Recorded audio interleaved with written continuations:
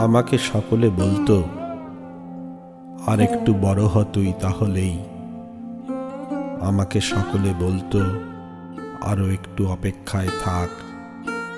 আমাকে সকলে বলতো, যাসনি নির্জন নদীর উপকূলে। আমাকে সকলে বলতো, জন্মে শুধু তোর একটু রাহু দোষ ছিল। আমাকে সকলে বলতো, তোকে ভালোবাসতে ইচ্ছে করে খুব। আসল কথাটা কেউ কোনো দিন আমাকে বলেনি। আমাকে সবাই বলতো, মন দিয়ে লেখাপড়া কর। আমাকে সবাই বলতো, পুরোনা রোদ্দুরে। আমাকে সবাই বলতো, কেন যে বলতো এত কথা। আমাকে বলেনি কেউ, কখনো হেঁটো না মিছিলে। আমাকে বলেনি কেউ, কখনো ব্যানার লিখো না দেয়ালে।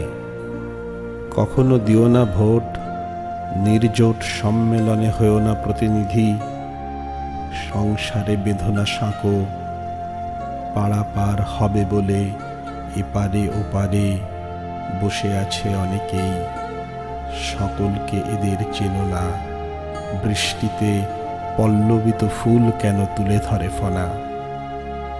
কেন রোজ ভুল করে প্রতিটি বালক বাড়ি থেকে চলে আসে, উজানে গৈরিক কেন আলো।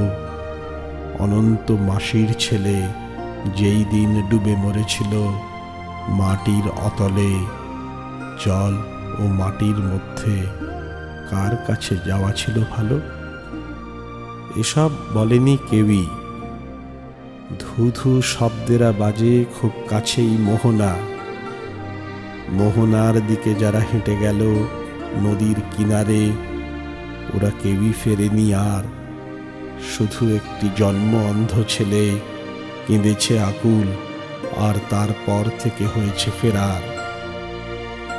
আমাকে বলেনি কেউই ছেলেটার জন্মের কথা। আমারই মতন কিনা, আমারই কি সহোদর ভাই। আমাকে সবাই বলতো বর্ণহিন্দু, ছেলেটির ব্যথা আমাকে বলেনি কেউই। রেগে গেলে মা বলতো, অমন পোড়ার মুখে ছাই। সেই মাই একদিন ছাই হয়ে উড়ে গেল পলকা হাওয়ায়।